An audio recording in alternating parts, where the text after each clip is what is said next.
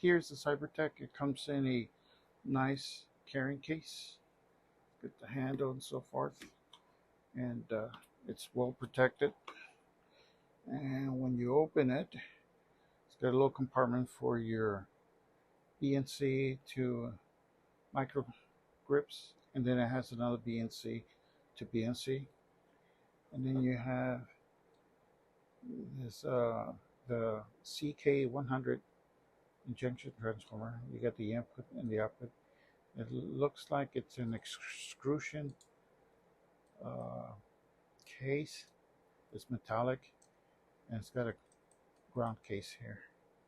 So it looks small, compact, and this BNC looks like it's attached to the case, and this one, if you notice, it's got the insulator, so I believe that this is floating, so that kind of makes sense. Okay, so we're going to go ahead and inject a signal and take a loop measurement of a power supply, see how well it performs.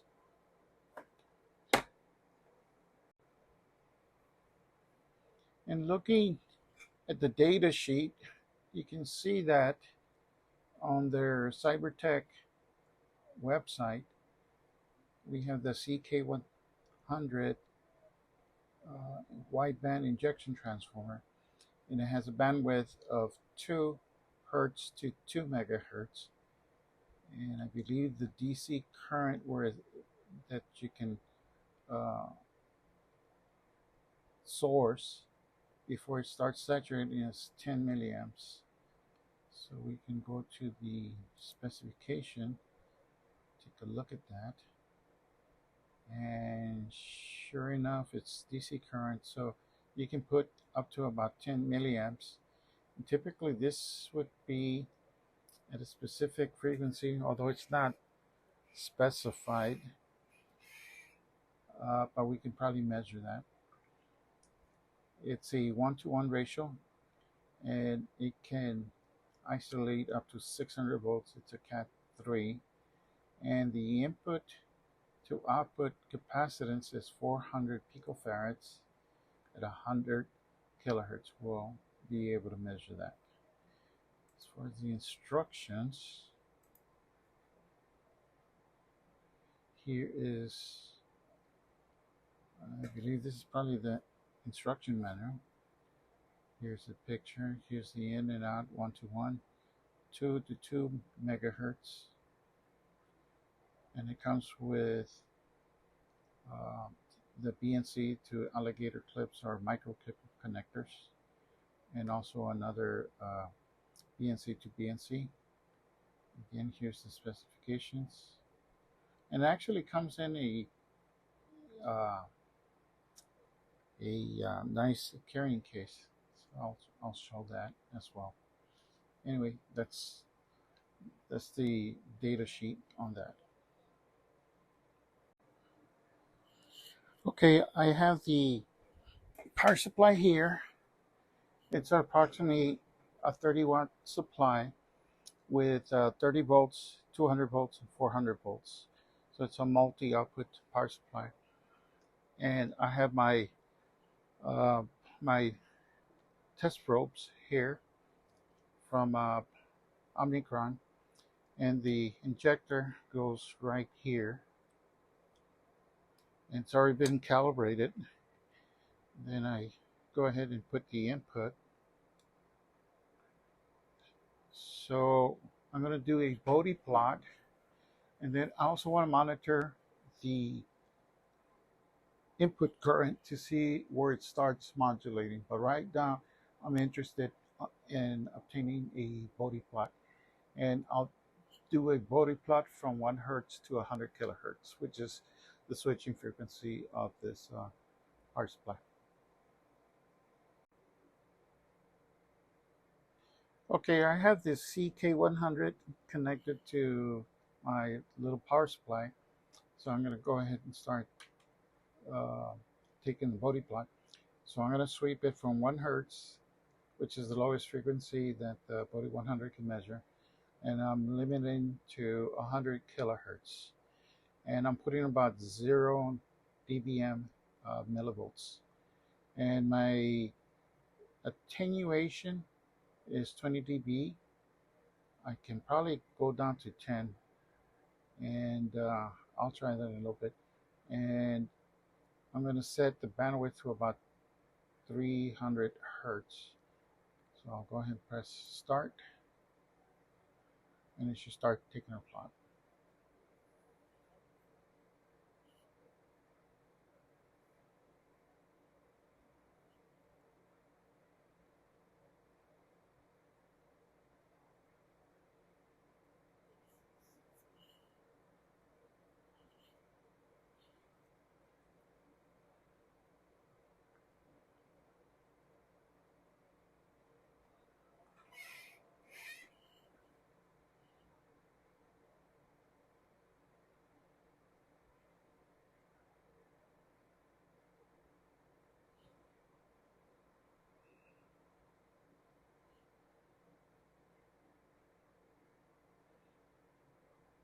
So as you can see, below 2 hertz, there seems to be a little bit of a noise around this area. And the bandwidth calls, or that is stated, is 2. So you can see the red goes up and down a little bit. But then here at 2, then you can see that it seems to be straightening out. So you have much less noise. And it looks pretty good once you get at 2 hertz, which is what is its manufacturer is specifying. It looks very good.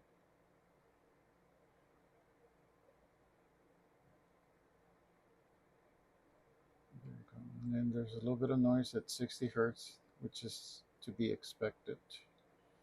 Okay, that looks good. It's a good measurement. So let me see what happens. Usually, if you increase the voltage, you might get some saturation, so you might get some sag. So let me go ahead and go full power, which is 13 dBm on the bode 100.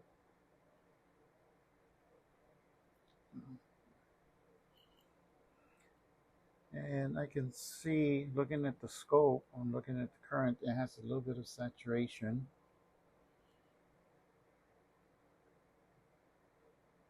But the bode 100 can still filter any of the harmonics out, and it still takes a decent bode plot. As a matter of fact, it looks, because of the increased amplitude, you have a little bit less noise below 1.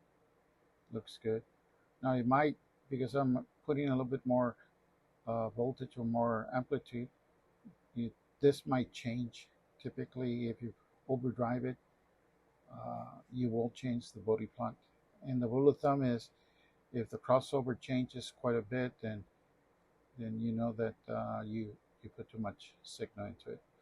As you can tell right here, there's a little bit of difference. And I still have a little bit of saturation, even at 1 hertz, no, 10 hertz. But it's still filtering. The bode 100 is still able to filter the harmonics, and then right here it stops us saturating. So that looks good. So there's a little bit of a dip here, and I think that's because it's saturating. And if you power or pull back on, go ahead, let me save that. But if you go back and reduce the power, then you should get, this should go up. So it's a little bit of a compromise.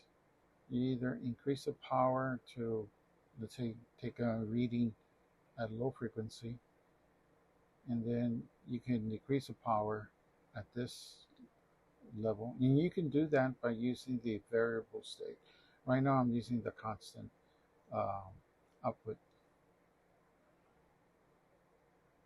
So this is at 13 dBm.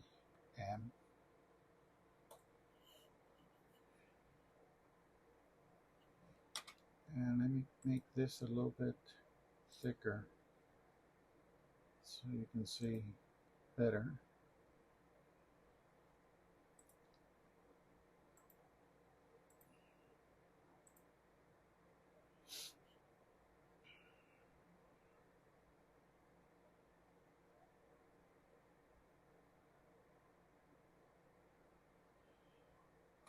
And so we're at 0 dB.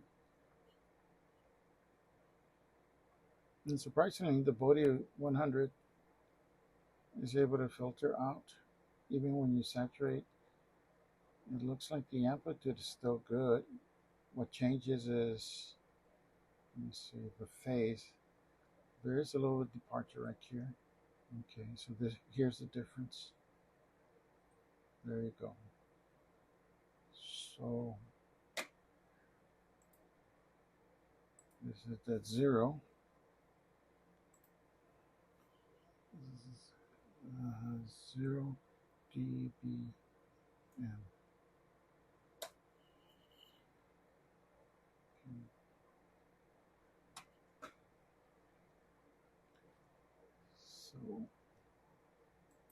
So as far as the valid one, I would believe that the 0 dBm, which has less distortion, will probably be the valid one. If I decrease this, let's say to -10, let's see the effects.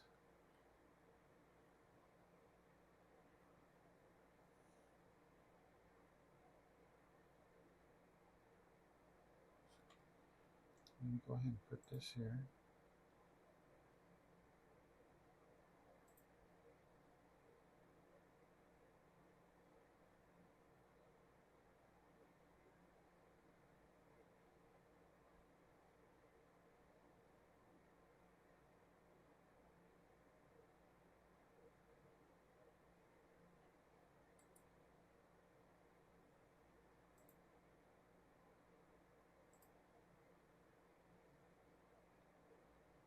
So this should be the current trace.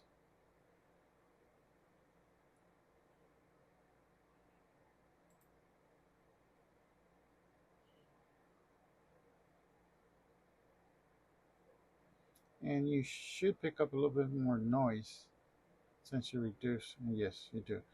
But if you notice, the 0 dB is basically the same. So this tells you that you have approximately the right amount of signal going into your power supply. And I'll put this as -10 dBm. Okay, so there you go. So it does measure all the way to 2 fairly reliably. It's right there. And then depending if you overdrive the circuit, you can always tell if you're overdriving by where the crossover changes. So in this case, right here, you have minimal amount of change. So that means that you have a pretty, the right amount of amplitude signal going into your power supply. Okay, so now we're going to measure the impedance and the input and output inductances. So now I'm going to go ahead and connect the CK100. I'm going to use a 1-port measurement.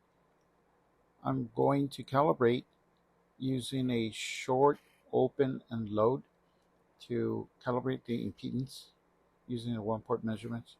And then I'll connect it, and I should be able to measure the input impedance of the injection transformer.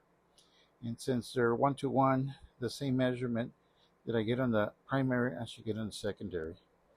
You should also be able to measure uh, the the self resonance, if it's low enough, if it's below 440 megahertz, the bode 100 should be able to measure it.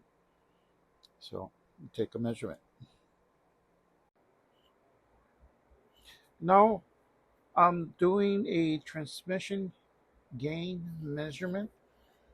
Both the input and the output are terminated at 50 ohms. So this should give you kind of the bandwidth of the injection transformer. And you can tell at approximately 1 hertz, you have a little bit of attenuation.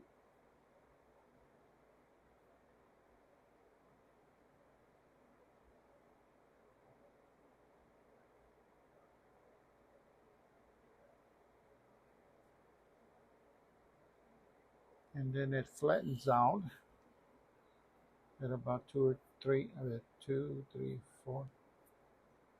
That looks pretty good. So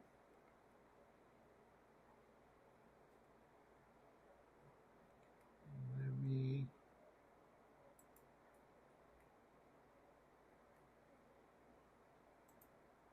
make these visible.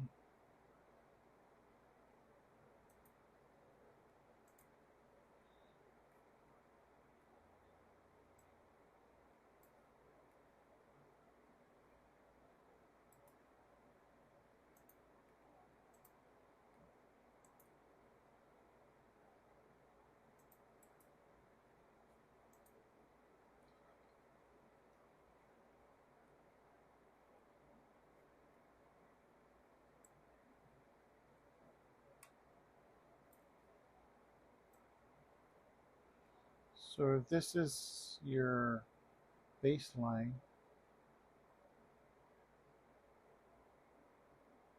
that would be your 0 dB right there, or 3 dB.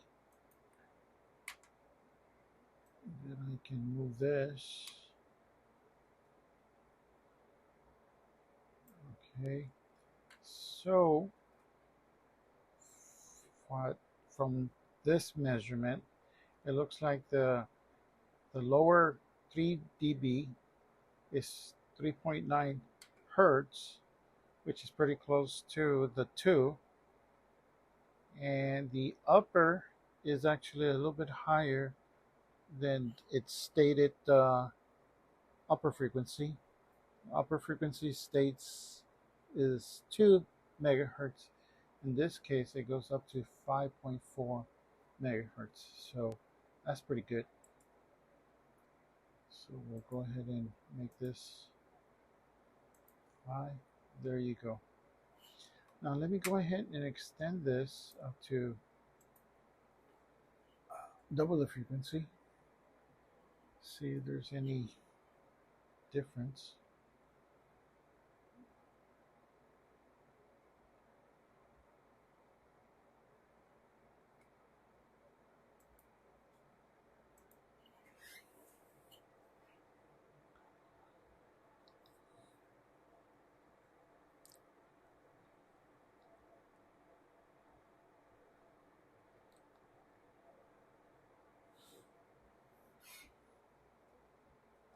And go ahead and lower this to 10, to negative 10 dBm.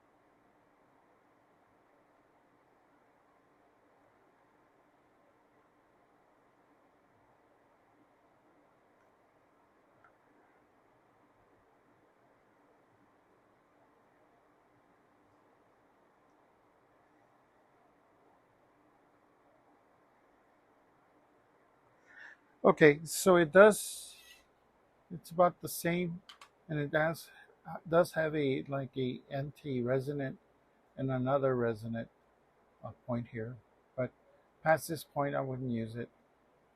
Although the flatness here is fairly good, and it looks like it is very close to its stated specification. Other than that, it looks like a good injector. Uh, might have a little bit of a saturation in the lower frequency, but most injection transformer, all of them have a certain limit, lower limit, and they just keep in mind that the injection transformer or all transformer are not meant to work at DC. They're meant to work at a certain frequency, and the lower or the larger the inductance, the better uh, it tends to work. There you have it. This is the demonstration demo of the CK100 injection transformer. If you have any questions, send to my email and I'll try to get back to you. Thank you.